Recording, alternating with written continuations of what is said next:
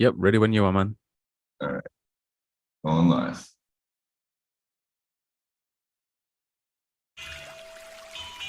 Hey guys, Steve here, Ponics. Today we're going to talk about Growing with fishes.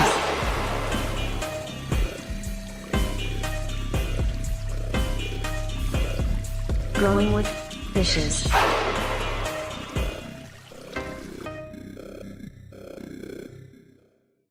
Hey, everybody. Welcome to Growing with Fishes podcast, episode 333. I can't believe we've had this many episodes already. Thanks, everybody, for checking us out.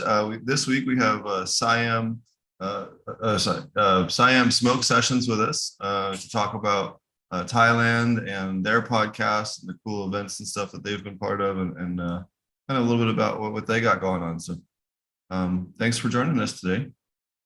Thanks for having me, man. It's a pleasure. And before we get started, let me play our quick ad for our classes before we go on a little bit further.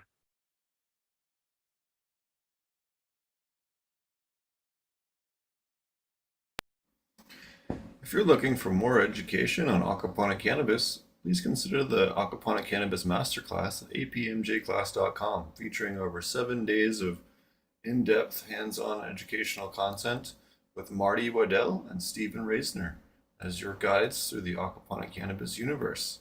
We'll cover everything from construction of large commercial facilities, home-sized systems, backyard systems, nutrients, pest control, diseases, everything you can think of, and so much more. So be sure to check that out at apmjclass.com. And if you're looking for aquaponic cannabis or living soil pest control courses, please check out thepestclass.com, where we have a huge in-depth course on pest control, how to make your own biocontrols, as well as in-depth guides and identification guides for a whole slew of different pests that you might encounter in your aquaponics garden. And it's not strictly just geared towards cannabis. It's also geared towards vegetables as well. So be sure to check that out if it's something you think you might need to improve in your education. All right. Well, thanks so much for joining us today. We had a chance to meet these guys up at in Chiang Mai, and there was a big event up there. What was the name of that one? I don't remember.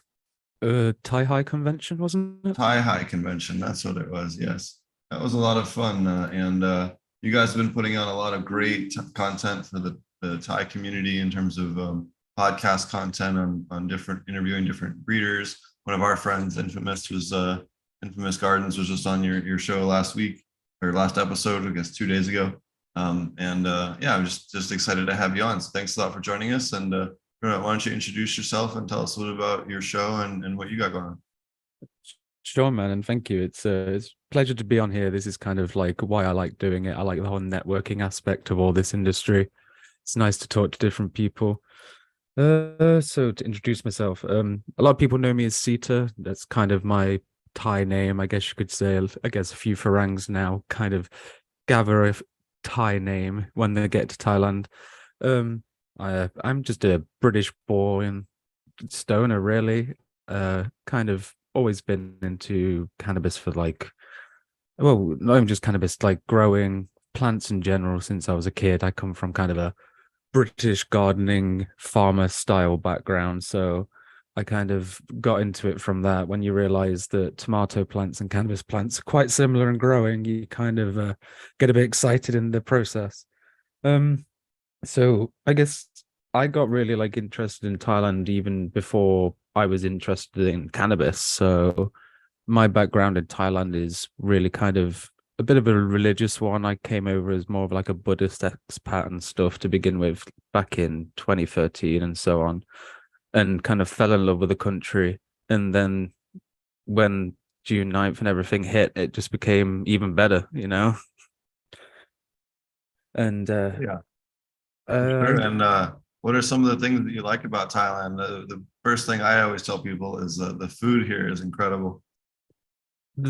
As a British person, our food is terrible. So coming to Thailand, it is a massive, massive pleasure to enjoy Thai food.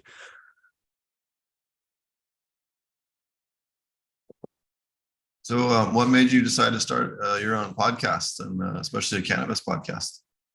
So what I came back over for the first time after COVID in September, just to kind of be like, oh, well, things are decriminalized here. I kind of want to check it out. And honestly, kind of blew me out the water with the sense of how things are like going and how it's rolling and stuff. It's incredible to see kind of the embraced culture connotations with cannabis and stuff. And I was just overwhelmed. And, to see the country that I love more than any other country in the world kind of embrace the plant, I was just like, okay, I know a varied amount of people that are into this topic and subject. I want to talk about it because to me, it's kind of like Thailand's having its like a 60s revolution in a way. And I'm like really hoping that it's going to continue to go this way. So like doing the podcast for me especially is kind of being like, I want to promote the good sides of all this, especially with everything that's going on in media, especially Thai media. We know what Thai media likes to be like. And I'm just hoping it continues to go this kind of happy, good way. So that's kind of why I got into doing the podcast. Oh, it's really good. It's always nice to see people try to put a positive side of things on it. You do see the occasional positive article in the Thai news, but most of it tends to be kind of trying to blame cannabis for all sorts of unrelated, social or economic problems that had nothing to do with cannabis and existed long before, cannabis was part of the scene. So, yeah, it certainly could be something and also with the elections coming up, that, the whole thing could be an interesting and different world here come the end of May. But hopefully that things kind of stay the way they are. And I think that, at least fingers crossed, enough money is now moved into the cannabis side of the market to kind of keep it around. I do foresee them taxing it finally, though. It is strange that it's the only legal cannabis market without any type of taxation on the federal level or any kind of governmental level, which is very unique. I'll put it that way. Yeah, it was kind of interesting to see because, you look at California and Canada and how they kind of went the route, and especially with how Thailand is regarding money and kind of being a bit of a capitalist country in the Southeast Asia.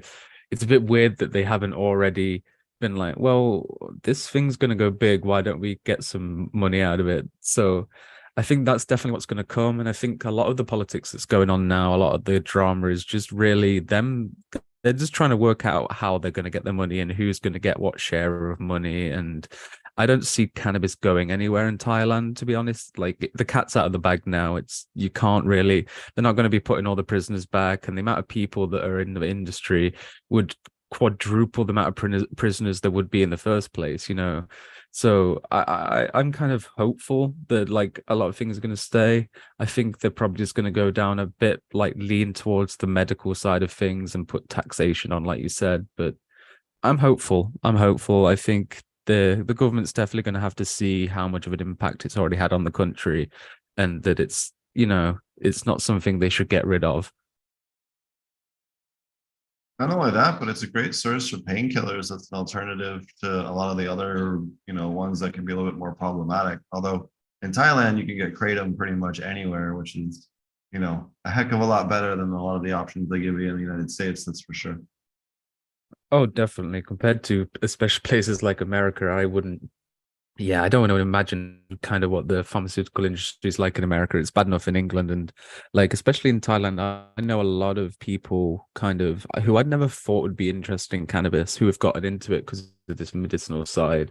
Like I met a few like older people while over there that they've kind of switched off some of these painkillers and stuff to lean towards like more like the cannabis oils and tinctures and stuff, which is both a good thing for like them and a good thing for talking about the positive sides of cannabis, because the media likes to focus on like, oh, there's a picture of a kid with a bong or whatever stupid thing they're on about, but like not every person that is in the industry, quote unquote, is a stoner.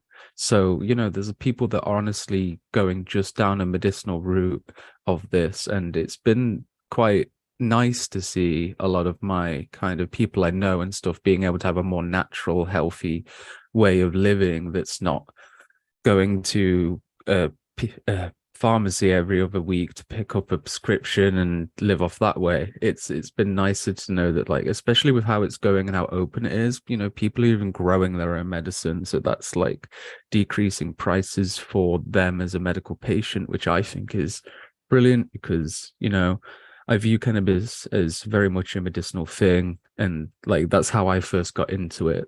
Like originally is through the medicinal side, like seeing people over here with the cancer and stuff. And I lost like my granddad to cancer and stuff. So it's quite big. That's really how I got into it, looking at the medicinal stuff. And I'm kind of glad that Thailand, when was it, back in 2018, 19, like it was when they started, was the medical route, and seeing the universities and different things getting involved was really interesting to see, because I think not only for a consumer basis of cannabis with Thailand legalizing, it's going to help the medical field a lot, because Thailand is quite a medical driven country when it comes to kind of jobs. A lot of people in Thai are in the medical field, so it's going to open up and broaden a lot of things for understanding cannabis a lot more when the stigma comes down as well. Absolutely. And it's funny too, like my next door neighbor here, I have a elderly couple that lives next door to me, and they have their daughter and her kids. I don't really know where I guess her husband works in Bangkok or something. He's never around much, but they come over and they know that we have a lot of cannabis plants, and we give them all of our veg leaves and they dry it and make soup out of it. They like powder it and use it as like a soup thickener. That's like really good for you. So I was hoping maybe you could touch a little bit on how, people in Thailand really utilize the whole plant. Like even the fan leaves, they're eating as a food, as a regular leafy green, or even as just like a powdered, soup thickener and stuff like that. What are kinds of other methods have you seen people consume cannabis? I mean, with cannabis as well, it's not even just about consuming. Like a lot of the Thai varieties of cannabis, land races specifically, are grown for like a production value, hemp clothing and so on and so forth. And like back in the day, literally most Muay Thai wrappings and stuff you get would be hemp and stuff. And when that kind of dwindled out because of different like westernization and stuff. But now I know a few, like even a few of my friends growing cannabis just to like utilize to sell to Muay Thai fighters for their wraps and stuff. So that's cool as well. And yeah, Thailand has like a habit of not really letting anything go to waste. And the same like thing happens with cannabis. Like I think the first introduction with me in cannabis in Thailand was through like the food and stuff, especially like, I mean, we see some of the places that are a bit like cringy, like cannabis leaves on a pizza or whatever. But like traditionally it's been used in food for years and years and years and years. Like some people don't understand, like traditional Thai medicine comes from like Ayurvedic medicine in India. And again, one of the most prominent medicines deeply religiously and connotationally was bang and ganja and so on and so forth. So people are like, get this. God, I'm rambling. But yeah, so the medical side is really, really old. It's not just a new thing now that they've like legalized medicine. They're like, oh well, let's make it a medicine. It's actually been going on for years and years. Like when Burma and all the Siamese wars that were going on, there was a few tales that you can find in Thai online of soldiers that would use cannabis like a painkiller after battle, like they do in India with the Sikhs and stuff.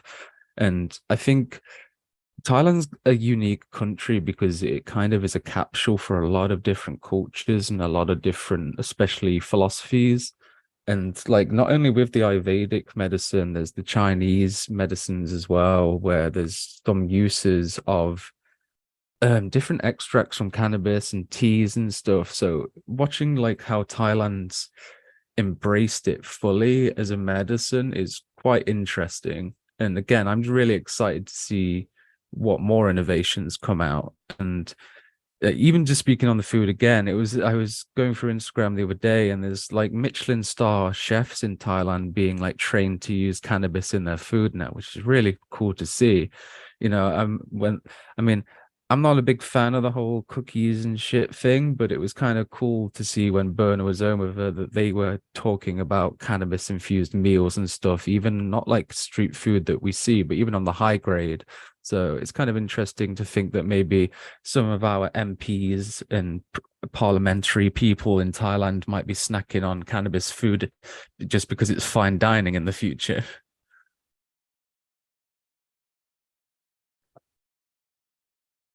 Yeah, it's definitely an interesting aspect of it. You also mentioned bong. Do you want to mention that what that is for people that are less familiar with it?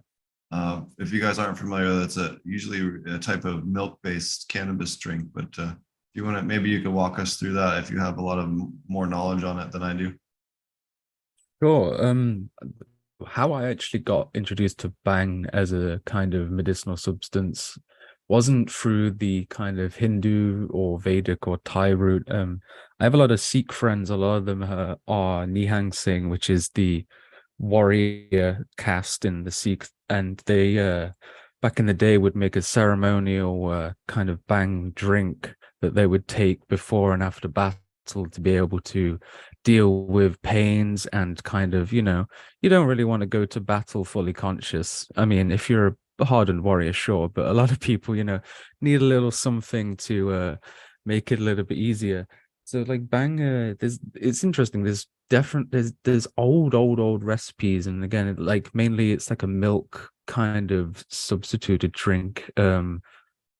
Kind of like a milkshake is the best way to put it. If you people have probably heard of like bang lassies and stuff, but even just that, like, that's a very modern sense. There's also like the old style of bang drinks where there's other like herbal kind of additives to it, like rose petals and different nuts and stuff. So it's always kind of been used as this kind of medicinal thing all around the world. And it's kind of interesting to take in because a lot of people, especially with like edibles and stuff that I've noticed, people kind of focus on the brownies, the cookies and stuff. But I think it's going to be interesting if Thailand does kind of open up that stuff, that the food side and like especially bang type drinks will probably pop off a lot in Thailand.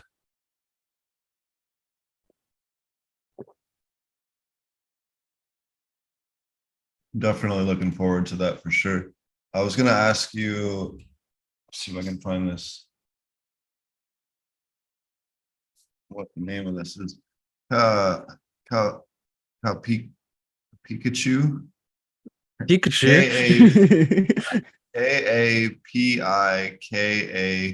Kaapikacchu. How it's a velvet bean or Mucuna proensis bean. Do they mix that with the in the bong at all?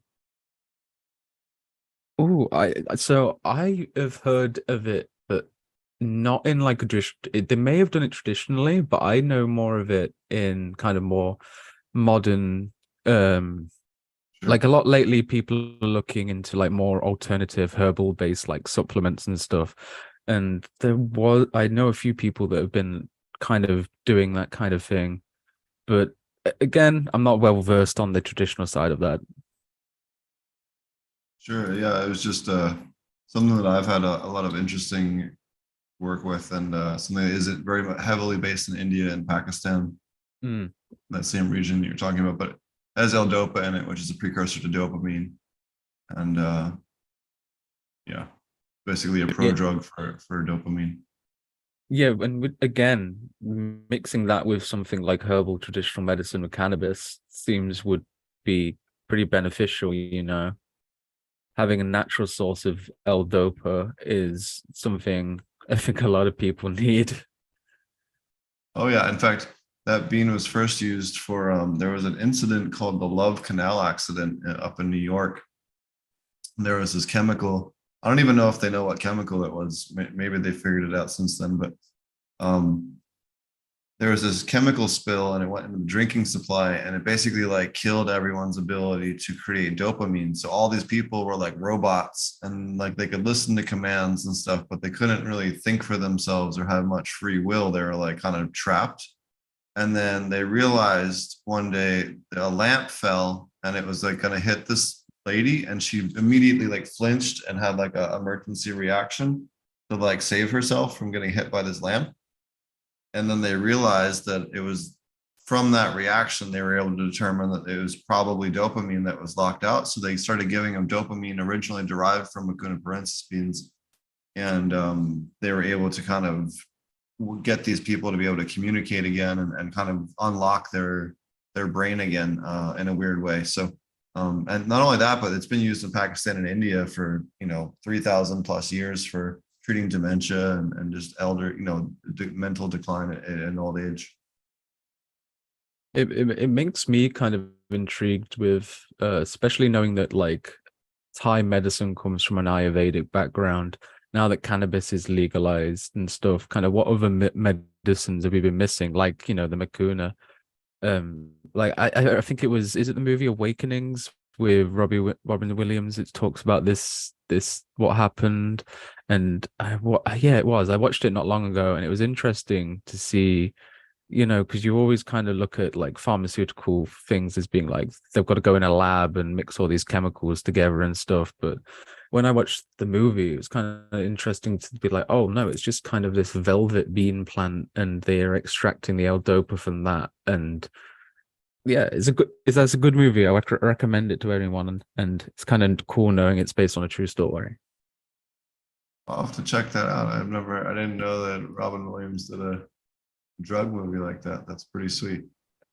It's pretty good. He plays the main kind of pharmaceutical doctor that works it out, and it's pretty interesting to see. I forget who else is in it, but the acting is brilliant for kind of displaying the kind of sedated state that these people are in.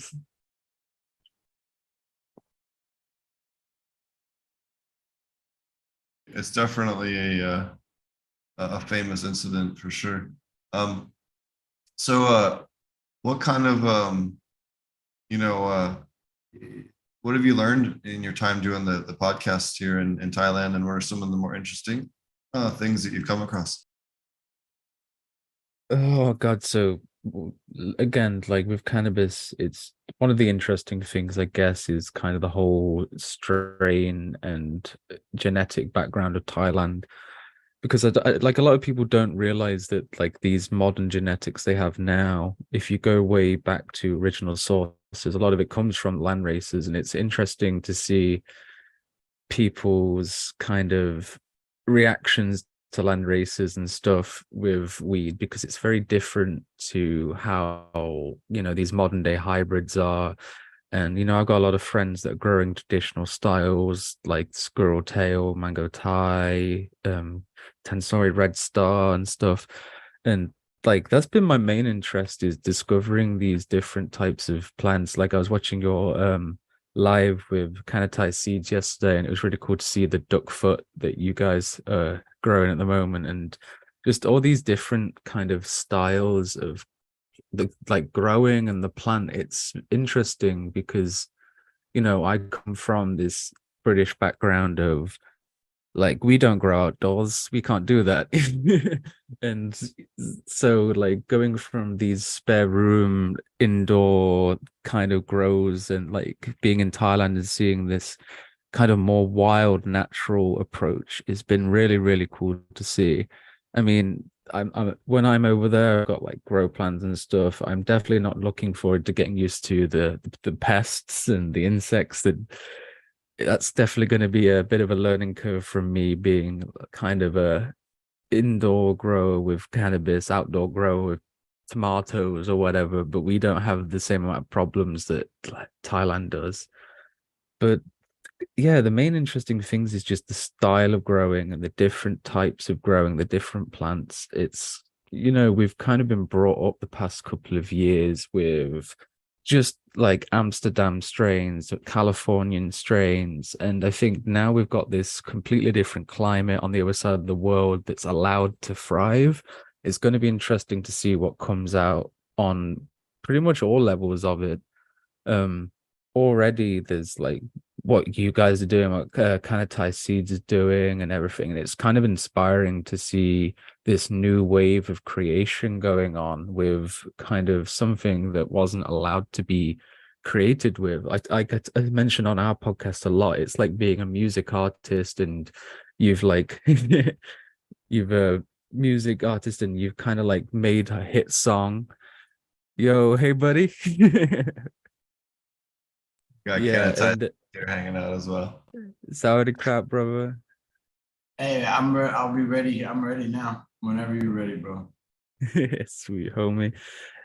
Yeah, it's Paperwork is finished. All good, all good. Yeah, it's interesting seeing what like you guys and everyone's doing with cannabis and stuff, because before it was, especially with Thailand, like I say, my kind of I kind of frame it as like if you were a record selling musician and stuff, and you've made a hit song, but you're not allowed to put your name on it. You're not allowed to have any connotations with yourself with this product. But now you can, and that's like what it is for me with cannabis. Is now you can, a lot of people can express themselves. Like it's interesting seeing the different types of people and what they're expressing and what they're doing. And I can't hate on anyone for trying or what they're doing. You know, even the kind of westernization, it's still interesting to see, because it's kind of this new revolutionary wave hot pot that's happening. And I think there's going to be good conflict, bad conflict, and there's going to be a sharing of ideas and knowledge. And it's just, I'm really excited for like the next 10 years. I think it's going to be 10 years that a lot of stoners weren't expecting to happen. There's going to be a lot of different shit coming out. There's going to be people that we've never heard of popping out from the underworks and being able to express themselves. So I'm just really excited. Sure. What are some of the different cultivars that you've had a chance to work with here in Thailand, or even outside of Thailand? What are some of your favorites that you've worked with? So I'm a massive fan of kind of the Thai mango, the kind of that terpene, the mycene leaning cultivars over there. And but as well is like one plant that I didn't work with personally, but helped work with was snake teeth. And that kind of structure of plant was really, really cool to see. These kind of different jagged sativa leaves and structures, because like in England we just have these indoor hybrid strains that are big, bulky. There's no real excitement to it than it might be purple. But like in Thailand, there's all these different landrace low, not low grade, but lower leveled cultivars that express themselves in very different natural ways. Like looking at like what you guys with the duck foot, like when I'm over there, I definitely would love to get a cut of that duck foot just to stare at it. The leaf structure is really cool. And that's the kind of things that I like to work with. Is everyone likes good weed and fireweed, but I like interesting weed. I want something different. I don't care if it smells like baby piss for some reason. If it's interesting or kind of different than the norms that I've had, that's what I lean to. And so that's why I really love, like, I'm a bit of a landrace simp, but I like working with those because I think that's where the newer varieties and the newer kind of shit that's going to come out. Like again, when I'm over there, like I'm just excited to grow a lot of what you guys are doing. To be honest, the Freak Show line is incredible, I gotta say. Like, again, anything interesting. And see, what I like is in England and stuff, we kind of grow for needs must if we're going to be doing it. It's not, a lot of people don't have the money to do stuff as a hobby or to innovate or just to fuck around or experiment, you know. Whereas like the Thai scene, it seems like there is an availability to do that. And when I'm over there, like I cannot probably list off the top of my head what I want to grow, and shit, it's too long. Yeah, man. I'm lucky enough to have a place where I can pop an ungodly amount. I think we're up to over 220 strains or something like that right now. Absolutely. At the farm across all the different stuff. So we have over 14,000 plants, not counting the clones right now at the farm. See, that's the shit that makes me excited, man, because like over here we'd just be stuck growing like one type of dog or one type of gelato, because God damn it, that's what everyone wants for some reason. But like the variety over there that I've seen that people have been able to grow, like Infamous, my God, the amount of plants that dude has, I do not, I I I feel bad for him, the amount of work he has to do and the amount of work that you guys have to do. Sometimes I know it's like a hobby, but like I admire that kind of work effort into the variety of things, because especially in the West, there's so much bottlenecking. There's so much just people growing the same shit, or just like the same, it's not even the same shit. It's probably the parent plants just gone down to dribbled shit of genetics, and it's just one thing. Whereas looking at like people in Thailand, there's been a lot of people obviously growing hype strains and stuff, but I also noticed there's always not even not with just you guys, but with a lot of people, there's a lot of variety going on, and that's got me excited as well. And I think that's why Thailand is a good and exciting place for it, because Thai people are very creative. Thailand's a very creative place, and I think it kind of enforces and helps these kind of broadened ideas into exploration with this plant. Absolutely, yeah. No, we're running about 40% Thai strains right now in terms of landrace or heirloom. Yeah, it's See it's like Christmas for me when I go over there. It's amazing. There's too much stuff to dig through. And we have what, like 250 males Yeah, of everything too. beautiful males in there. See, and when you get a male, like in England, if you got a male, be like, oh God damn it, I got to throw this away. Whereas like with you guys in Thailand, the ideal kind of place of like getting a male is it opens up these different opportunities for this new wave of breeding and these new waves of genetics, because a lot of people are stuck using the same shit in Europe and the West. Whereas, if you having that many males, that's, you got to think 200 times 2, 400, that's 400 different types of stuff that you guys could look into already.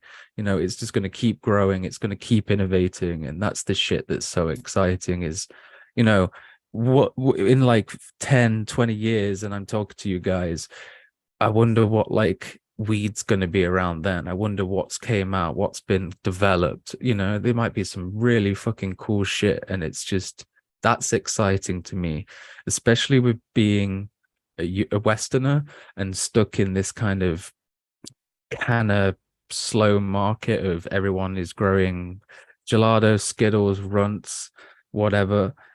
I'm like, okay, in 10 years, finally, there might be something fucking better and different. Well, the best way to do it is to show them, like, and he'll tell you, because we just went through and did a bunch of pheno hunting yesterday in the grow, because we have a lot of testers that are like weeks 5, week 6, week 7, week 8, depending on what batch it is. And like, we have so much to burst, everything from cheese to rubber tire fires to Candy. lemon to candy to citrus to like Bready, cakey, bread, yeah, to like spicy lavender, sausage. like rotting meat corpse. Yeah, like a 1100 hot dog that sat in the sun for a day or so. Oh, what's that one? That one smells like you took like a kitchen trash bag and put it out in the sun for like 4 or 5 hours on a hot day. Yeah. That one, I can't wait to smoke that. I know it sounds horrendous on the description, but the terp profile is so loud on it. It literally smells like you like the chicken, like a rotting chicken in the sun in a trash bag. So I'm a terp hound. That's the thing. I mean, trichomes, whatever. I'm all the terpene. You can trichome. You can add that. That's the way I see it. But of everything that we've dried and cured for at least 2 weeks now, about a third of it, I think, is like really primo. We're definitely keeping those phenos. We have another third of it that's okay. This definitely has a good notes on it, but it needs to finish a little longer. It's still a little bit wet.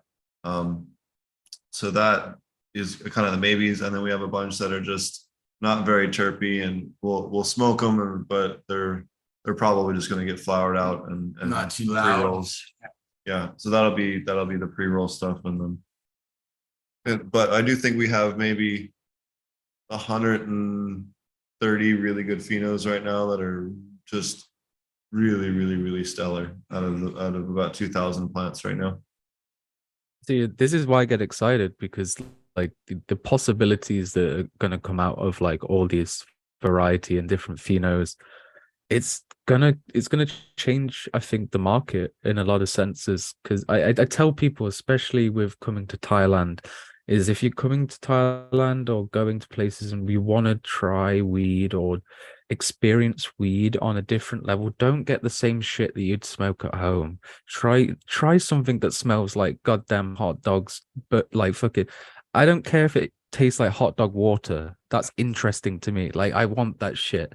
And I've like grown out some shit in England and like different strains that I know people would fucking hate because it smells like just a baby's diaper or something, a goddamn unclean bathroom. But those expressions and those like I don't know, the individual characteristics of cannabis like that is so interesting. That's what like makes me go, okay, that's fucking cool. Like I get if it tastes nice and sweet and gelato-y, okay, whatever. I want something different. I want something fucking weird. You know what? One of my favorite examples of that is like really good Oreo smells like DMT. It smells like that burnt plastic bag, like electrical fire, like you plugged in way too many amps into like a power strip kind of smell, right? Like that's what it smells like. And then when you smoke it, it tastes like the loudest chocolate taste on your tongue that you've ever had. But the fact that that doesn't smell like chocolate, it smells like an electrical fire, and then it tastes like chocolate, that has always blown me away. How that can have that kind of difference, Yeah. but that's always been the loudest chocolate taste, the ones that have that weird plastic smell. Yeah, and I think it's interesting seeing people just go off weed by the smell. I've had weed that smells horrible, but the taste on it or the kind of the terpene from the smoke itself is way different from the smell. And kind of I think a lot of people probably have dismissed some really good weed because they're like, oh, this doesn't smell that good, or there's not much of a smell on it even. But there's multiple kind of layers to terpenes. It's not just like smell of the bag. I mean, it's cool to have that kind of bag factor, I guess, as people would say. But again, if it smells fucking weird, try it. Just I'm all for people. I want more people to kind of broaden their taste buds. If you're gonna come to Thailand and you're gonna try Thai food, why are you not gonna come to Thailand and try Thai weed? It was interesting too. So my buddy just visited from Canada, and we went down to the tourist areas of like Bangkok, and we went to Pattaya for a night just to kind of show them the circus that is that place. And then we went down to Koh Samet and then up and around up to Buriram and then around back to the house. And it was pretty wild to see. I went around all those places and I was like, I have seeds to trade you, or I will buy your Thai seeds. Like, give me some Thai seed. Like, what do you got for Thai seed? And a lot of them had Western seeds they could sell me, or they had some brick seeds they could sell me, but they didn't have, very few of them had actual Thai seeds. And a couple of them were super excited when I asked and broke out some really good stuff, but they were like the tiny, maybe 5 or 10% of the people that I asked. But there's definitely something that has been, I thought was very strange, especially for Thailand, that, at least in the tourist areas, how there was nobody trying to sell Thai seeds to tourists or anything like that was really strange to me. Yeah, because that was such like a big thing in Amsterdam and back in the day, is that Amsterdam genetics. People go for those seeds and stuff. And I've noticed, like, I've seen cuttings, I've seen plants for sale, but like again, Thai genetic seeds, I've not seen much of. There's been some people like I've asked like similar question to, and they're like showing me like grounded genetic packs and stuff. I'm like, where are you getting these like $200 seed packs from?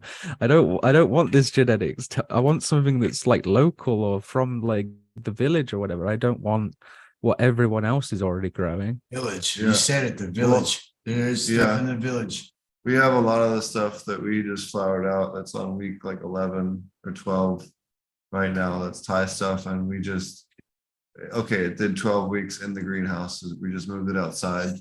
And some of it just cannot handle the heat. There is one that on the one side, it is just, it looks like someone took a blowtorch and just or like put it that side onto like a hot plate because it's just brown. And the other side that wasn't in direct sunlight is just perfectly looking normal, like just still developing like foxtail type buds.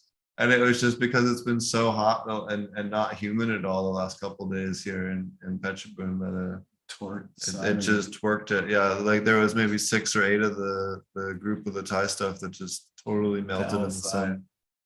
But most of them did fine, but a couple of them just smoked. Yeah. But you know, the hard thing is it's like we've been feeding them pretty heavy and stuff like that, and they're just not putting any weight on. They might be good for washing or something like that, but we haven't or for breeding. That's not true. We've had a tiny minority of them have been nice as far as buds. We've had maybe the heirloom 6 or 8 of the Thais, the first round of Thai stuff that we popped that really compares to anything Western in terms of the yield.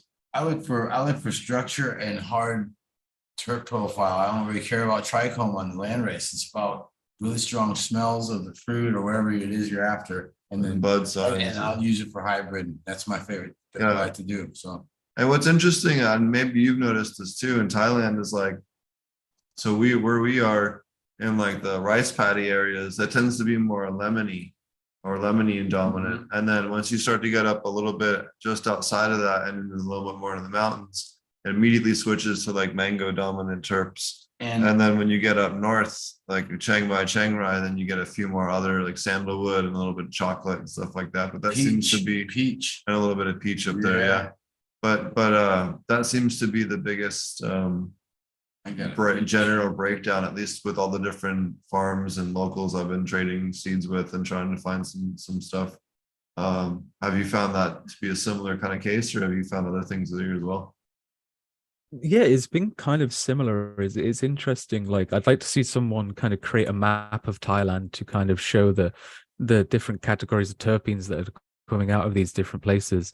And it's kind of made me think, like, we've had Zomia Seed Collective on the past and talking about kind of how not just Thai weed, how weed itself expresses itself naturally in the wild, and how that different can happen in different climates all around. And it makes me wonder, well, is it just a genetics thing, or is there also, because of the different climates of where it's being grown, and there's difference in the highland and lowland structures. We can already see that from like Indian strains and stuff. Totally. So like, it makes me wonder if like all these different factors also kind of complement the strain as well. Like, maybe if I took the same genetics, took it to like a lowland rice paddy leveled kind of grow area, grew it out there, and then also grew the strain out in like the highlands of Chiang Rai and stuff, and to see like what different characteristics and phenotypes and stuff would come out of that, just even naturally.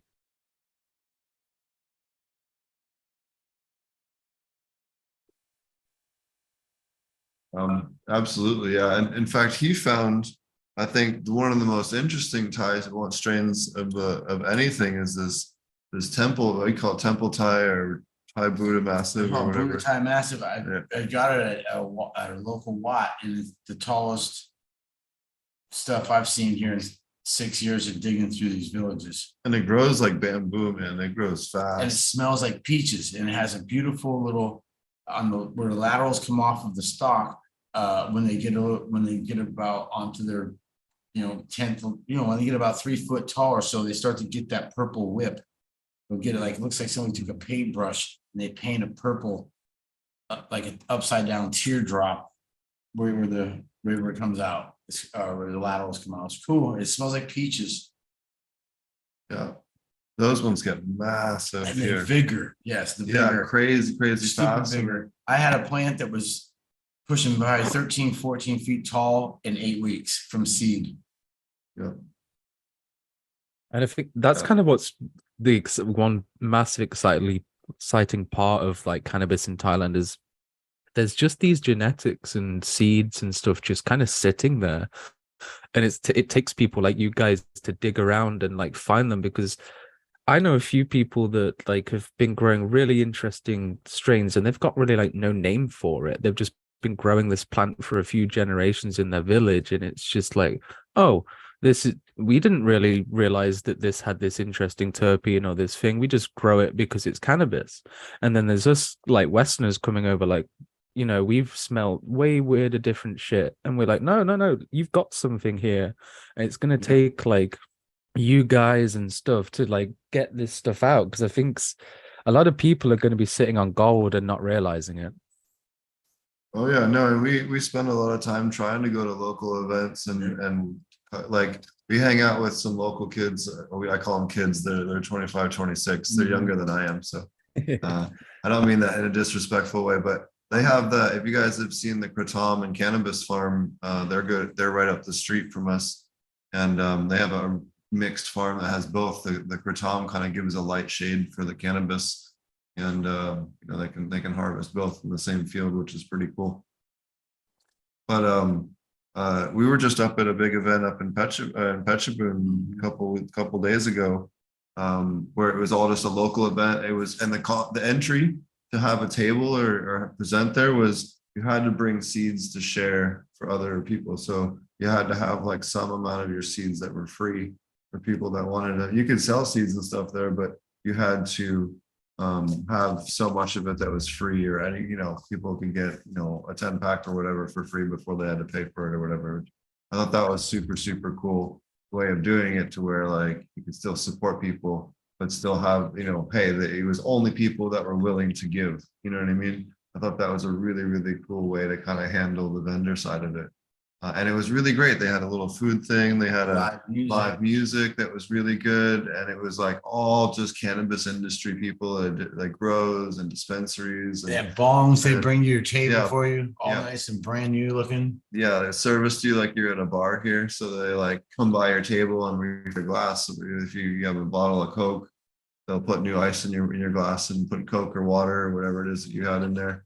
And same thing with your bong. They'll come like refill your bong if you got it ground up there and everything for you. We had that one guy, he kept coming over twisting doobies of different flavor stuff he was growing. It was epic. Yeah, it was fun. So yeah, all these social events look like incredible that have been going on. I think like that's where a lot of the cool shit's going to come from, is like all these people coming together and stuff. Is, in England we like look at like these strain legends like DJ Short with the blues strains, or like Old Timer One, Skunk and stuff like that.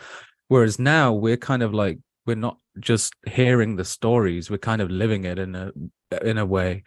We're kind of like, there is this new cannabis revolution or wave that's going on, and seeing the culture and the social like networking and communities coming out of it is really, really cool.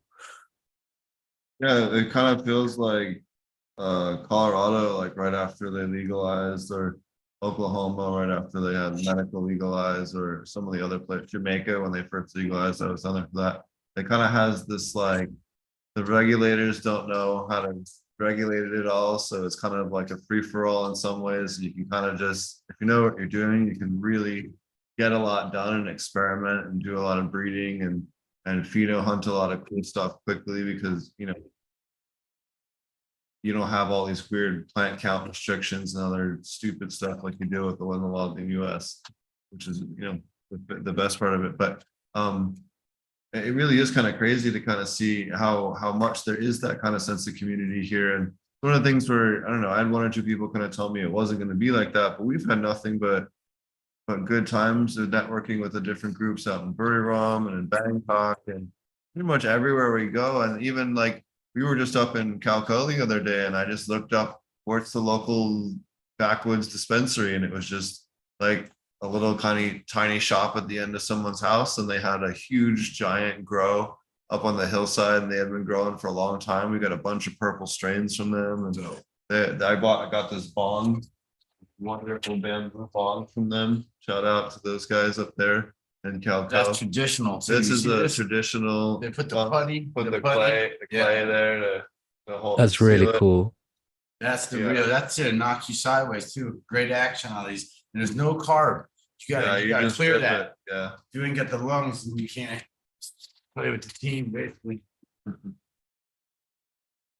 Yeah, so there really is kind of like a fun, you can roll up anywhere and got a couple seeds to share or whatever. And I always, bring around some Thai seeds, and then we always have some stuff that we've done some crosses with some dosido and stuff like that. That kind of gives them some extra chunkiness to them, but still a lot of the seeds will still be much more on that Thai side. So Yeah, that's kind of the cool thing now is, a lot of Thai strains is the yield and stuff on them is can be minimal on yeah. some genetics. So like seeing like the ability to keep these Thai landrace or native characteristics and terpenes, but kind of add the kind of westernized bulk to the plant that's so cool to see, is because a lot of people, they're going to dismiss a lot of the kind of baseline landrace genetics because of how it looks or whatever. But if you can kind of sugarcoat that experience for people in the form of like, oh, this looks like a good like Californian quote unquote style bud, that's going to kind of open up things massively. And I think there's going to be a lot of different people trying a lot of different stuff. And again, it's just like, I just like wonder what we're going to see come out in the next couple of years. And it's exciting for me as well to see the amount of creativity that people are putting into it. Not only that, but there's just so many different growers around. Every little village is, a couple of different people that have been growing for a long time that are now kind of out in the open about it and have a little shop in their village and everything. And should just in the little area where we don't have that big of a population, but we have probably 4 or 5 different little dispensaries within about 10-15 minutes of us where I live. So Yeah, it's a little bit of a wild weed west at the moment, because the amount of people getting into it baffled me in a way. I mean, I'm all for it, but I can definitely see some people not gonna like make it, sadly, because there's going to be massive inflation in certain places. Bangkok's crazy. Some places in Bangkok, you walk down the street and it's dispensary, dispensary, dispensary, dispensary. And with a lot of them, it's the same shit that they're selling as well. You go in one dispensary, it's sugarcane, second dispensary, sugarcane. I made a joke the other day to a Thai friend that like they should just make Thai sugarcane a Thailand race because of how overused it is in Thailand. Like it just deserves to be Thai now. And I think it's kind of a good thing and a bad thing. I think it's going to create healthy competition. It's going to weed out the people selling the same kind of stuff. So but it's crazy. It really is crazy in some places, like the classic Khao Road. You go down there now, and god damn it, the amount of people selling weed, the amount of fucking people selling weed now. I made a joke about it, but when I was there was legit one of those classic guys where he opens up his coat jacket and he's got bloody baggies on the inside of it with strain labels on it. It was hilarious. And that was crazy. It's it's so open, and the amount of different people getting into it. Like, I don't know if you guys know the place Crazy Roll in Bangkok. Like, the guy runs that. He's a cop. He's a police officer, like main job, but he's really into it. And it's so cool to see these people being able to express themselves properly now. And that's what's cool to me is, yeah, it's kind of everywhere. Some places you see neon signs of weed leaves over and over and over again, but that's going to calm down. but it is kind of cool. Like, so I took my buddy to Khaosan, and Khaosan and Pattaya, both the walks. I did all the little street tables. I asked them all for Thai seeds because I thought it would be really funny just to like go down both of these ultra tourist areas and see if literally like any of them had Thai seeds. And both of them, I found like 3 people that had decent Thai seeds that were like not just out of brickweed. There's definitely some people that you could clearly tell they had just pulled out of some brickweed in the back and said that it was some Thai stuff. And it's like, dude, no, that stuff is compressed and it's black. I can see what that is. Hot. Yeah, it's been cooked. Yeah, it's definitely interesting to see what kind of there's definitely people out there trying to sell stuff that's definitely not passable, even when it comes to seeds or whether it comes to the bud itself. I mean, that's kind of one. I guess the one problem I have with Thai cannabis is kind of the quality all around. As if you look at it as a whole, isn't kind of there yet. There is a lot of growers that sadly have just started growing and they don't know. I mean, the main example is like, I guess I've seen a lot of bud rot from kind of local growers or kind of newer growers. There's a lot of bud rot going around, and it's very hard as well to kind of, I guess, educate some people on this because they kind of take it really badly. Like saving face in Thailand is such a massive thing, and it's kind of hard to say, listen, I know you're trying to make your way and stuff, but I'm trying to help you by just pointing this shit out. That's real. That's 100 because your face is everything here. Yeah, it's crazy because I think like to me, Thailand is a very, very kind of free country compared to some of like westernized restrictions. But when it comes to talking about things or talking about someone or their business, you've got to be goddamn careful with what you say because you can get fucked up. It's no bueno. Yeah, I can get you in some hot water quick. For sure. Yeah, I just kind of hope that kind of more people can kind of humble themselves a little bit and be able to take these criticisms because it's going to be what's needed for the future. You know, if we want to keep the ball rolling, as people are going to have to take these little knocks on the head as not like a diss to like your reputation and your business, but as like a just like a, you know, I think a lot of people at the end of the day are just trying to help each other. Well, in the States, we call that bringing something to somebody's attention. But over here, you got to watch how you present it. Exactly, Yeah, man. I've had people get real butthurt at me here for pointing out molds on their stuff, and it's like, well, I'm not saying that you're bad. I'm just saying that you have mold here. Like, I don't know Yeah. what you want me to tell you. Like if I kept producing like rotten bud and I was just up my ass about it, I would hope someone would like kind of enlighten me about it because I don't want to waste my time then if I'm not making something that's worth quality and I'm just being all snooty about it. There's no point, there's no evolution or development with that. You know, especially with cannabis, I think the mistakes you make are some of the most important things you can do is the mistakes. So like let people point them out, you know? Oh yeah, for sure. Some of the most important things here. Failure. Yeah, you learn more from a mistake. Yeah, like we had Canis on the podcast and he said the main thing that he focuses on with his growers, even if it goes good or even if it goes bad, is what can he do from this grow to make it better for the next one. That's the mentality I think a lot of people should have is like if you are producing what you think is good or just producing a quality of something doesn't mean that, you know, there's no room for improvement because there always is. Oh, for sure. We also have a Wes joining us there. Wes. Big up, Bolton. How's everyone tonight? Hope you guys are well. Hey Wes, how'd you do? Good, man. Good. Yeah, definitely can be an issue out here with people getting not understanding how to take, you know, pointing out issues that they have. It's necessary, but he's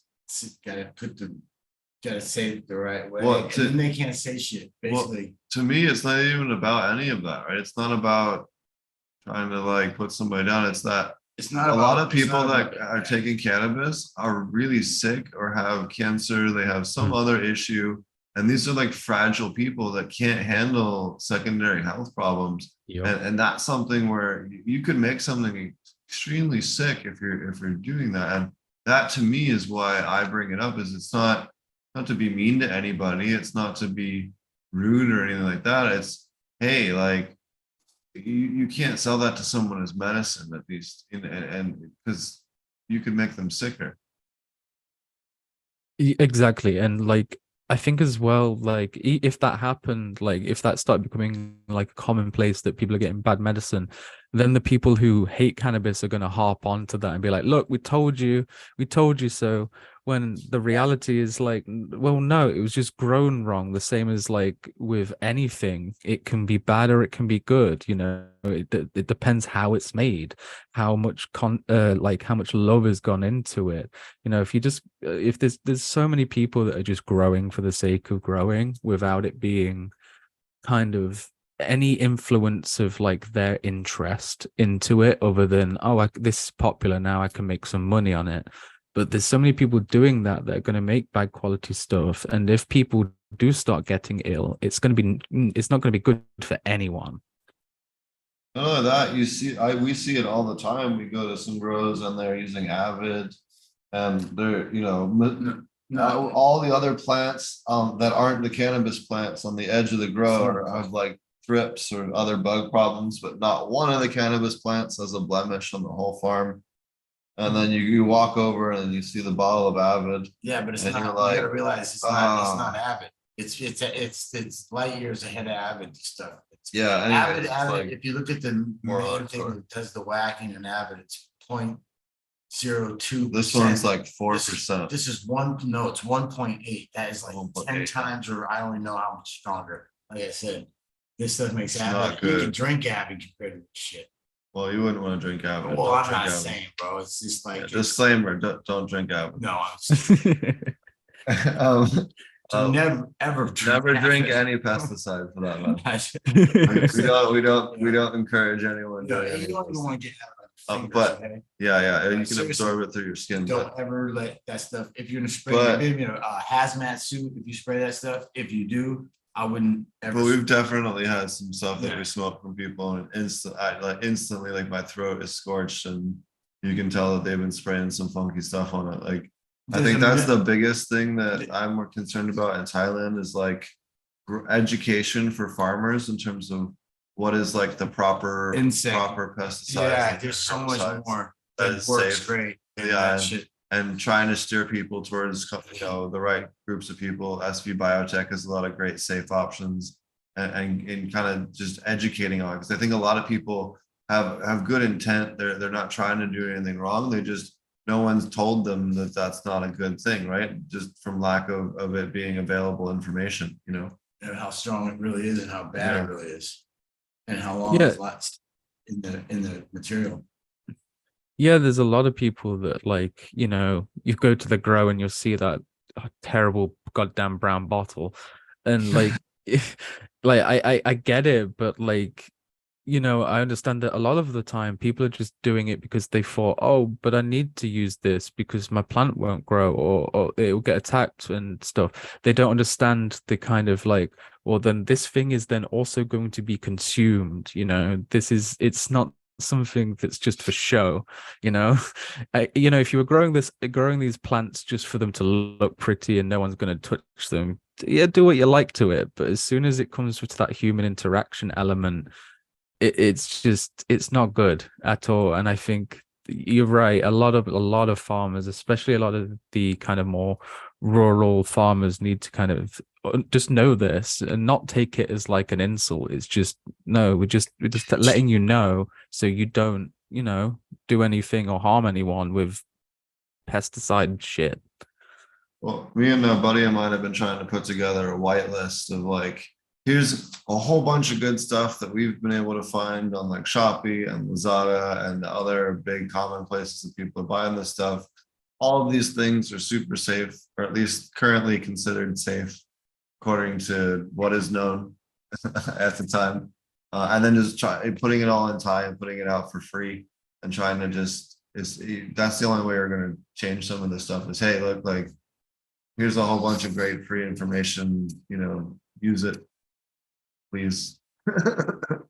Yeah, and I think that's a brilliant idea to do, and like, please do that, because I will happily spread that white list around, because it needs to happen. I don't want that's like my main thing is like the kind of bad connotations of Thai cannabis is this. There needs to be more education. Absolutely, and especially with a lot of the you do have quite a few different languages that are spoken in Thailand, and different dialects. It can be a little bit tricky to kind of translate to all the different groups. Yeah, I've even had some of my like Thai homies argue with each other because they've kind of not understood what the other person said correctly, and it's been kind of funny to see. Oh yeah, well, they speak mostly Isan here or Lao. In Thai, because Yeah, Lao and Thai I mixed. asked she yesterday, you put these on or put Thai, there's like Thai. Yeah, it's like a mix, yeah, where we are. But yeah, it's definitely very different depending on what part of the country. What have been some of the interesting challenges or different things that you've either heard from some of your guests or you had yourself growing in Thailand or trying to work with groups in Thailand? I guess kind of like one thing that is kind of difficult is there's a lot of the, and again, I don't fault them for it, but there's a kind of a lot of the cannabis hype men kind of coming over to Thailand and kind of having a lot of that kind of California, well, I've got 15,000 followers on Instagram kind of influence. And it's like, it's a bit, it's difficult to kind of interact with some people because a lot of the time it's, well, not a lot of the time, but like sometimes there are people that are just, they're just trying to make a buck and they're just trying to promote like their brand in a way without giving an actual shit about Thailand. It's kind of like some people have seen an opportunity because of Thai cannabis and they just came over here and they're hyping on it. And so it's been hard to kind of interact with some people because I don't know, there's a lot of ego, I think, with some of the kind of people who are quote unquote influencers, I guess, in Thai cannabis. Oh, for sure. Yeah, the definitely dealt with some of that over the years. Yeah, it's just it's kind of weird to me because like to me I have the mentality when it comes to Thailand especially is like everyone's very friendly, everyone, it's the land of smiles, you know, and then when you get these egos that come in, it's just like you're in Thailand, calm down. Yeah, definitely. It's definitely interesting to see for sure. And then also, anyways, how some people kind of like still have this weird like idol worship for some of the celebrity people in the industry. I don't understand that part of it. Like, it's just strange. Yeah, it's just it's really weird to me because I just like I understand having like idols and heroes and stuff, but like sometimes people just take it very, very too far. And like especially with a lot of like my Thai friends, they're focusing on these Western businesses and stuff. And I'm like, why don't you do it yourself? Like make a Thai brand. I don't want, you know, as soon as like importation, I mean exportation happens with Thailand and stuff, like what's Thailand gonna do? They're just gonna export stuff in a cookie is mylar? Like that, no, why would they do that? Start your own brand, make your own kind of shit, you know? It's just I don't want to see people follow others. I want to see people create their own shit to be followed, you know? For sure. Yeah, yeah, definitely. Yeah, and we try we work together. Me and him and a couple of other people out here, other Thai people. Some of them are Thais and some of them are Farongs like us, and we trade seeds and stuff, and are trading clones and cuts and stuff like that, and trying to kind of support each other. And then hey, if somebody needs this ton of clones, this guy's got them. Somebody needs these kind of seeds, this guy's got them, and we all kind of work together that way. And I think you're going to see a lot more of that kind of little community thing, because people are already used to doing that in their villages and stuff out here, right? Like that's a normal way of like working together to do business.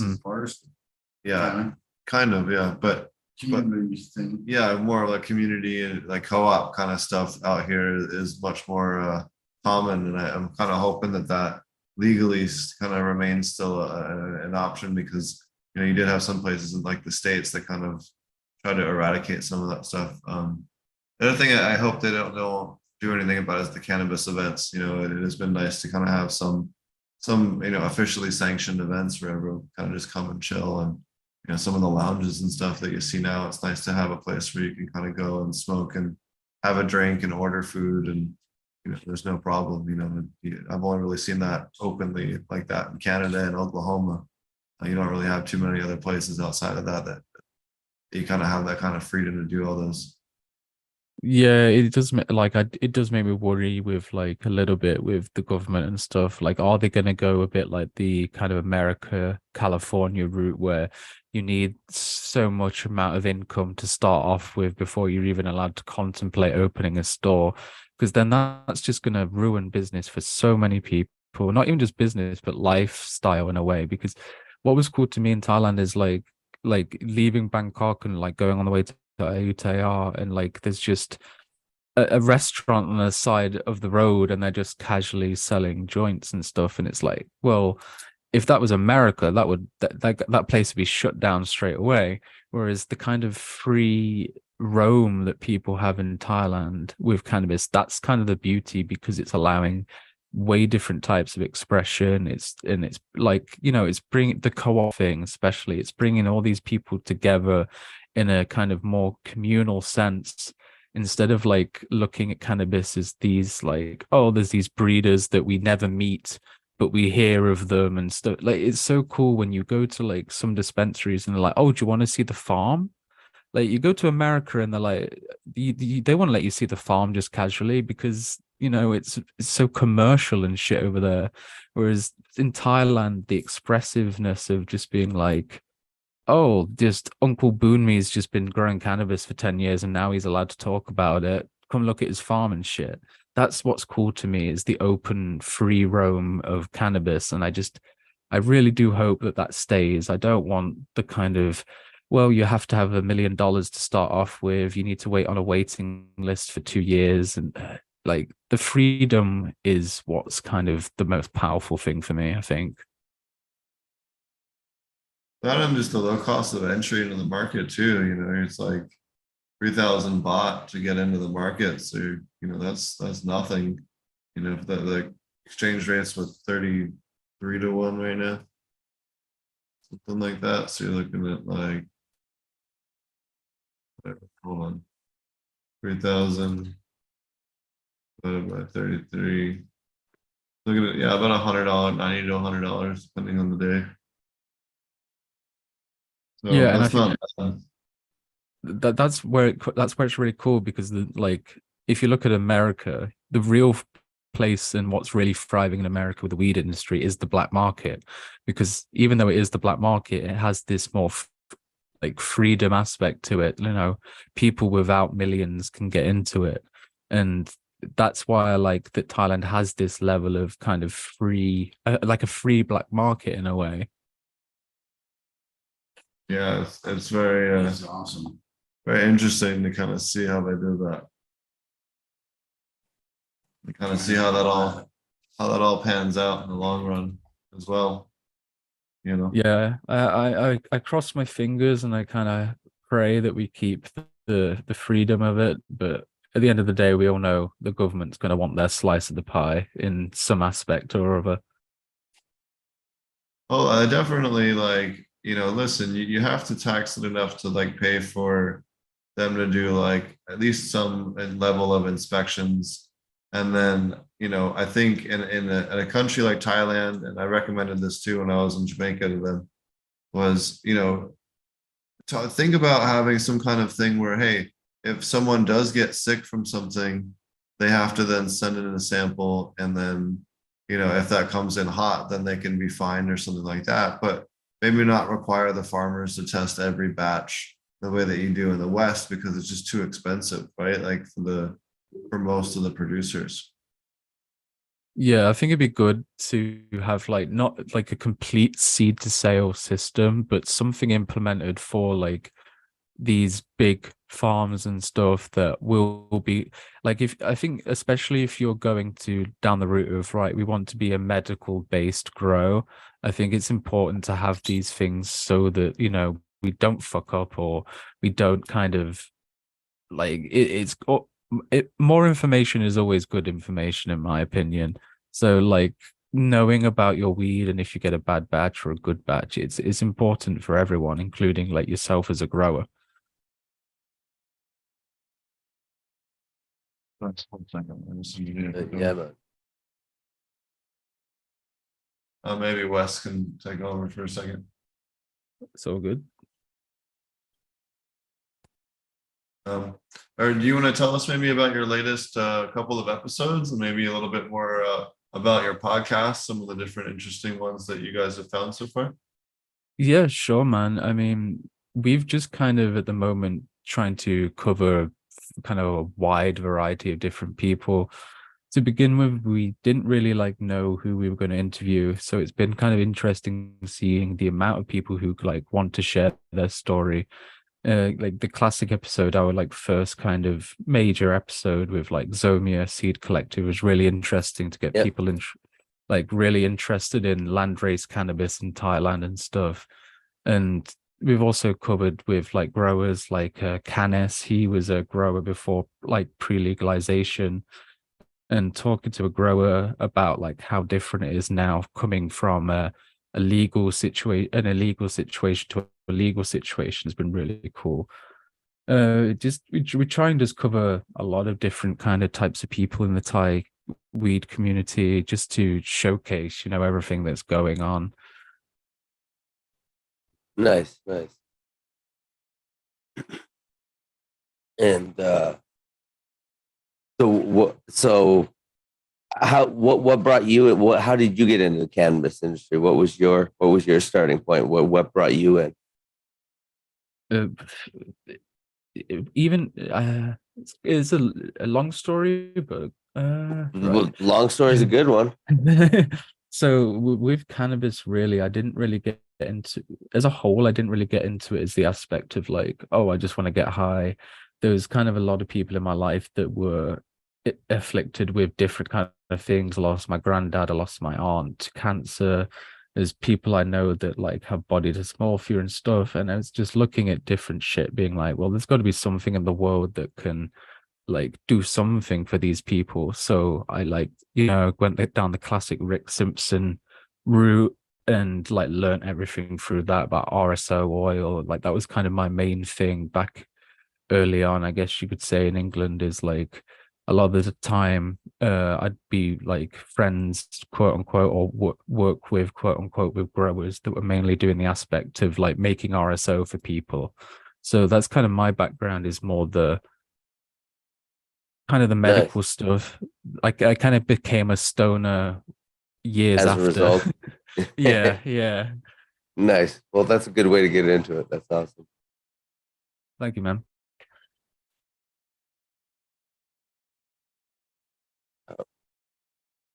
You're muted there, phone.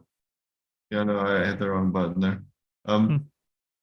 Do you have any guests that you have coming up that you're excited for, or any other events coming up? I know you guys have like a Songkran event coming up somewhere in Chiang Mai, and then I know we're having a big April 14th party here at our farm. If anyone's in Pechenabun or nearby, hit me up. We'll definitely get together. And then yeah, we have go swimming, have some nice food, smoke some good weed. We have a bunch of different testers and stuff for people to try and things like that. So Yeah, I think Songkran this year is going to be a big one. You know, it's the kind of the first real one after COVID, and it's, you know, and now with cannabis as well, people are just going to go all out, and like I'm excited to see. Like, there's a few different events that like I can't even name all of them in Chiang Mai going off. Like I think like every different dispensary is kind of doing a thing for the day.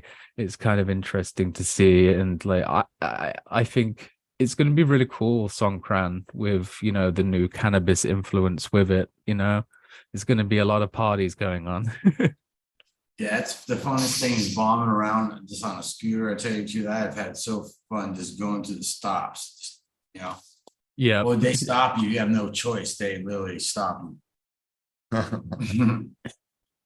Yeah, but and like with the podcast, I mean, we've got some interesting people. Like there was the Phuket Cannabis Cup last weekend, so like want to get a few people on, like Poonwarit, who was the guy who organized it all, like just to talk about, the nuances and kind of the cool, like it's cool to me, especially seeing like I'm not big for westernized aspects of things, but kind of a cannabis cups and stuff. I can see where there is like bad shit that happens with it, but that's kind of cool to see this kind of competitiveness go on, because that's what's going to breed out some real good stuff, I think.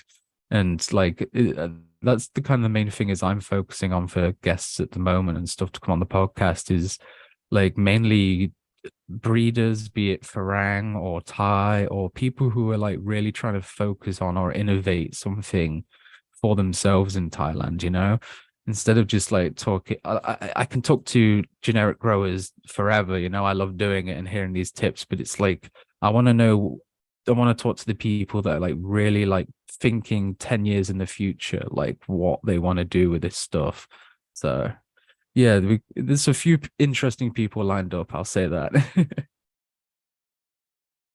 That's great. I know myself and HBK, Eric from HBK will be down at there's a Cannabis Cup on 420, 421, 422 down in Bangkok. And we'll be down there. We'll have more information on that available here soon. But we'll be some of the judges down there for that competition, and we'll have a booth set up and stuff like that down there. So definitely come check that out if you guys are in Bangkok. For sure, that'll be a lot of fun. That'd be really cool, man. Yeah, for sure. Keep me posted on that. Yeah, and definitely have to have you come up to the farm once you get back to the kingdom, whatever that is. Oh yeah, I'll be back in a couple of months, and I'm going to be here, there, and everywhere. The amount of people and different farms, and just man, my roster for when I go to Thailand is I'm going to be as busy as fuck. It's why I'm like up at 5 a.m. in the UK doing this shit, because I'm excited. I can't wait to be back over. It's only even been just a few months, and just seeing so much cool shit going on. I can't wait to be back. Yeah, and it really is kind of wild. The other funny thing I wanted to point out, at least in the early, I don't see it as much anymore, but when I first got here is I think I've seen about every state in the United States with legal like warning label, like CA and MI, CO, and Oklahoma branded. I posted that on my Instagram the first night when I was down here on Cosan Street. They had like Oklahoma pre-rolls and like all this stuff, and you don't really see that as much anymore. It's still around, but they've definitely cracked down on a lot of the import stuff, at least what's sold in public anyway. Yeah, I'm kind of glad in a way, because I'm not one for imported stuff. Because to me, it's like, well, this whole new market is now available. Why bother importing when like what? That's not the point. Now you can grow. Now you can make your own shit. Oh yeah, but the price when it's 1,000 baht a gram or 800 baht a gram, you're not going to get that in the States. So Oh yeah, that's why a lot of people are doing it. 1,200 a gram in the islands. Yeah. Yeah, it does make me wonder when the kind of plateau in the price is going to happen. Because some places are crazy with their prices, and it's interesting to see, like, you'll go to like a village and they're selling like weed for ridiculously cheap, but you go to anywhere, there's like a connotation of tourism. As soon as there's like tourists near, it's instantly 800 baht plus to like 12,000 baht. Like what? I don't even know how people are paying this. I don't know why they're paying it, but they are apparently. Yeah. But for sure, it's pretty hilarious. I know we can get stuff for 100 to 200 baht a gram at the local place here in the village. That's decent. It's not the best stuff in the world, but it's organic and it's not been sprayed with anything weird. So it smokes clean. So it's it's not basically it's if they not to get off the cure right. I mean, yeah, that's the biggest thing. If they let it ride pretty much and they don't pull early, like it's a big problem over here. People think it's finished. It's not. You got a whole nother 2 weeks at least. Sometimes when I see stuff, my buddies, but they don't now though. But But after that, you cut it. That's the most important thing. It's what you do with it after you cut it. And they're now, and a lot, it's like I said, it's they're learning, but right now that's what's going to be on a hit is whoever knows how to finish it, cure it right, because anybody can have the fire genetics. I don't care how good it is. If you screw up the end of it, you just lost the whole game. So Yeah, definitely, man. So many people underestimate the curing process. It's kind of hilarious to see some like how people have gone about curing. I mean, I saw in the north there was one guy who thought it'd be okay to just shove his weed in his old style tea drying shack, and that's tea. It's completely different. It's still way too humid, and you come back like a couple of weeks later, and you're just looking at some worn out weed is the only way, the best way to describe it. Absolutely, yeah.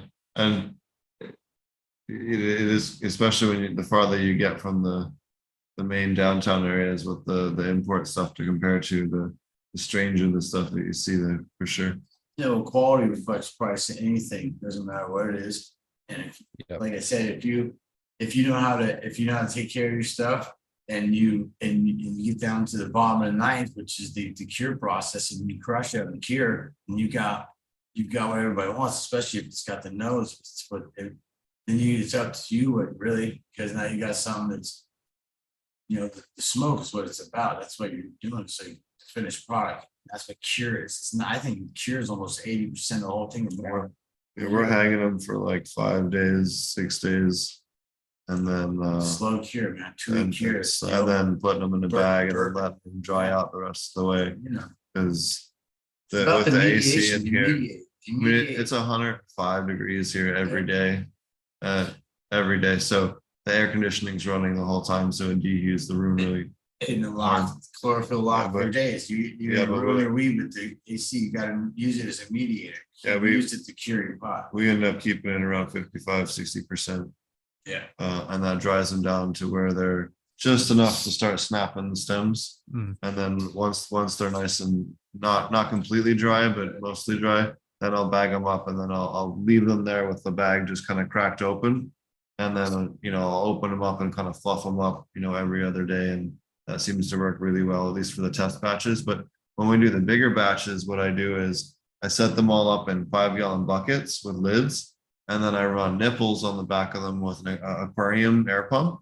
And then we run teas, and we run all that with just the air pump. And then I have the air pump kick on for like 30-45 minutes and with like a plate on the bottom so that it pumps the air evenly through the bottom. And then you just put like the air burpers like you use for like home brewing. It has like the S with the water chamber.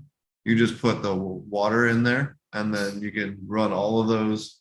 And what it does is it kind of airlocks it and allows the air to kind of absorb a bunch of the moisture from the plants. And then you can burp it off through the top without having like any contamination or anything. And you can cure a whole bunch of them that way, all in like a rack with them all plugged into the air pump and the timer. And it makes it really efficient, easy.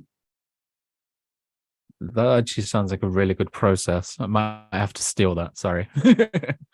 No, totally. It's low tech. It doesn't cost very much money. You can scale it to like any size. You can do it with like, I don't know if I would do it with 55-gallon drums, but you can certainly do it with like tough tote size stuff, as long as you had a plate on the bottom to like disperse the air evenly to go up through the bud. That's the biggest thing. Or run an air line that has like a coil that has holes in it to like diffuse out more evenly, or air stones with like a splitter. You know what I mean? Like, whatever, it's going to work a little bit better for that. But it does work really well when you're trying to cure a lot of large volumes really quickly. Yeah, I think curing is very important, especially in Thailand. The humidity is crazy. And like when I was back over in September, October last year, there was like a few like samples of weed that I got from just odd people that I was like, I need to put this away for a week or so before I would smoke this, like, and I'm not going to be here next week, so what do I do? Like, I had to give away some weed to like friends just to put in a jar to cure longer, because some people like I've noticed as well a lot of like Farangs coming over. They're like they're using the techniques and kind of the style of stuff that they would do back home. Is that's not going to fly in Thailand? You know, it's a completely different climate. If you're like used to like maybe an outdoor grower in Canada, did you know how different that is to being an outdoor grower in Thailand?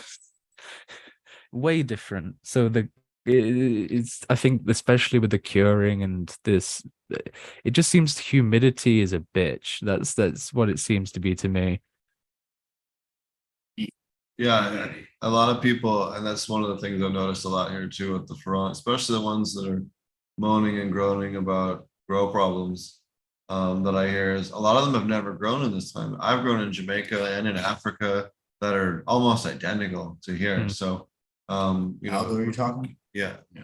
yeah. So when it comes down to greenhouse design and you know, split tops at the top and you know, all the different ways of dealing with the humidity and pest control and you know, kind of preloading everything up with probiotics, especially on mold going into early flower, so that you know those plants kind of have a biological immune system on the outside of the plant, really is the make or break on stuff out here. And if you aren't used to dealing with that and the heat, like mitigating heat stress and making sure you have high silica levels available for the plant to kind of mitigate a lot of those heat issues that you'll see if you don't otherwise. But even with that, like we still have some stuff that just literally just melted in the sun when we moved it outside out of the greenhouse. So Yeah, the unpredictability of Thai heat and weather is something I both look forward to and don't look forward to for when I'm getting over there regarding growing.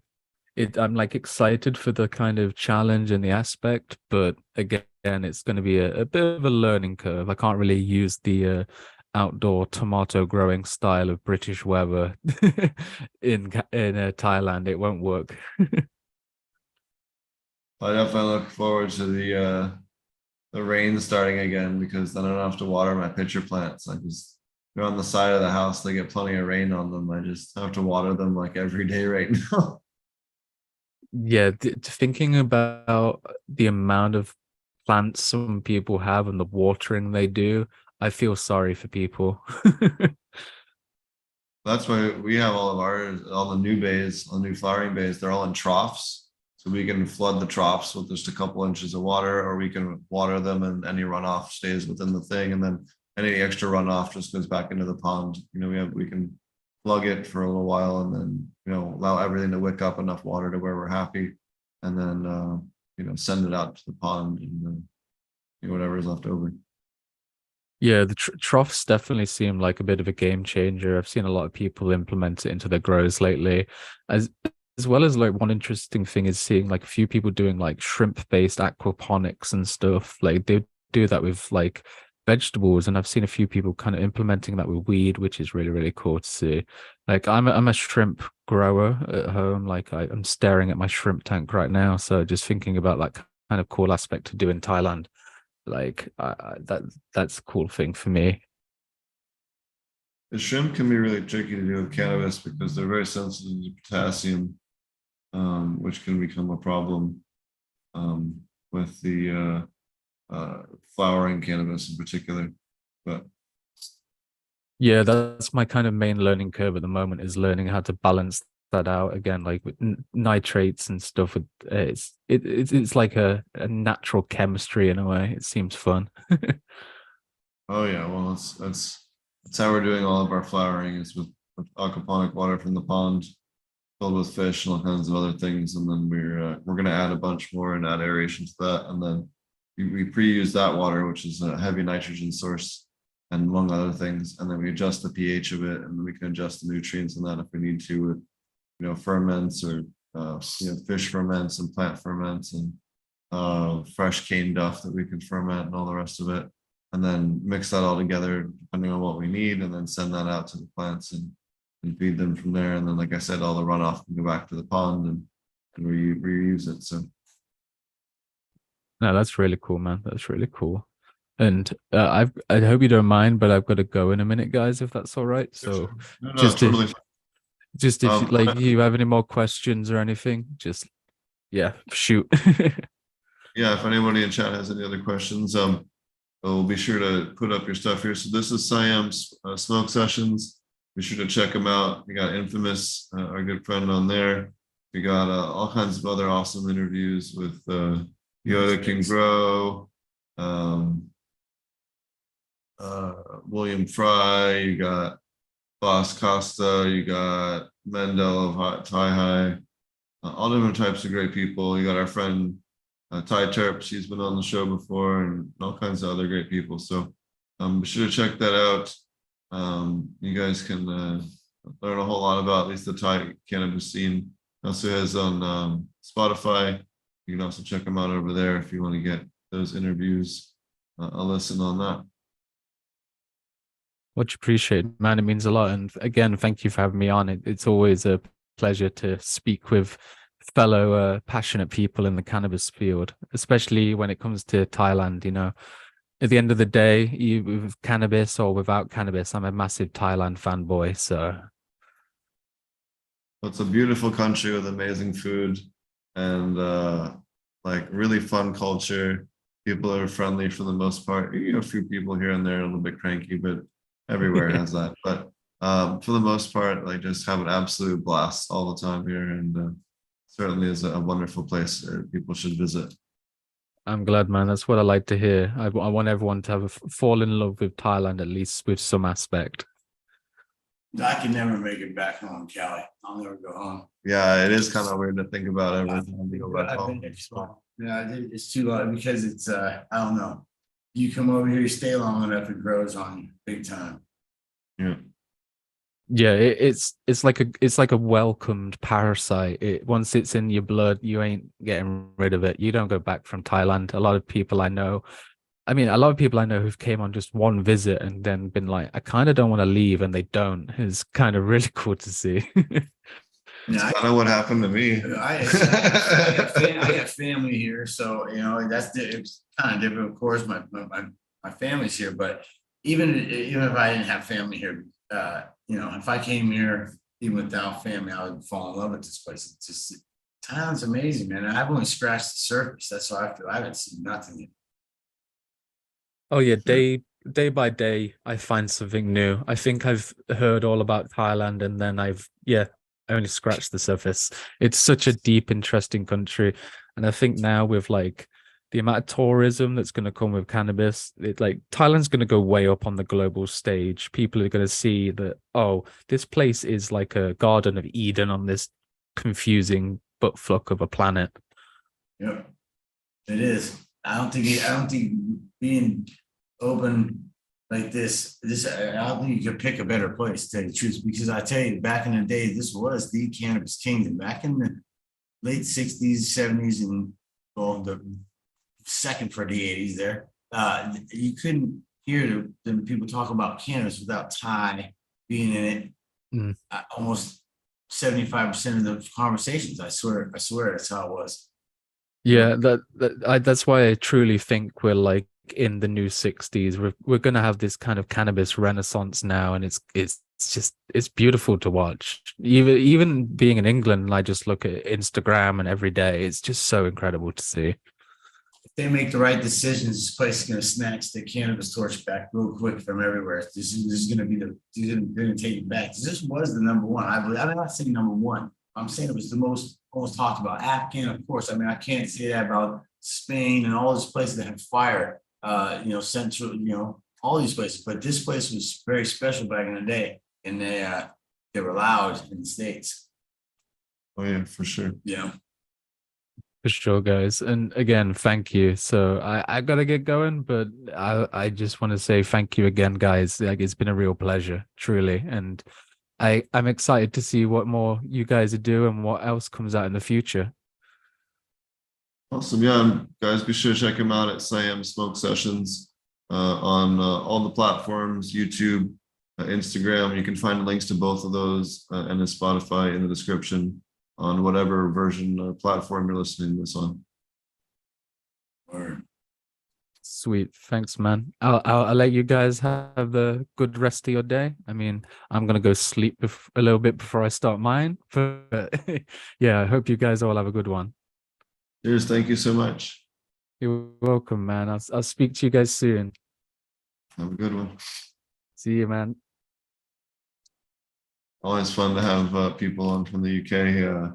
It is a bit rough on the time zones. Trying to line up the UK, Thailand, and the West and the United States is like basically impossible. So someone's gonna get the short end of the stick on that one at some point, unfortunately. But always fun to have different Thai guests on, especially someone that's doing a lot of content in the Thai space, and someone that we'll be partnering up with for our company here in the future. And you guys will learn more about that here when you listen to his next episode. So check that out. What's new with you, Wes? Anything?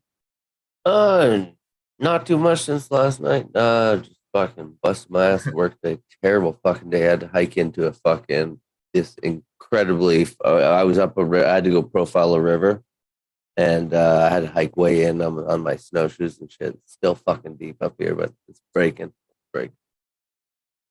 I always do enjoy snowshoeing. It was one of my favorite things in Colorado. It's so peaceful. You can get out there and find a nice little place and just have a picnic and smoke a bowl in the snow. It's always so nice. I may or may not smoke bowl, but I don't really get the same enjoyment. Yeah, allegedly.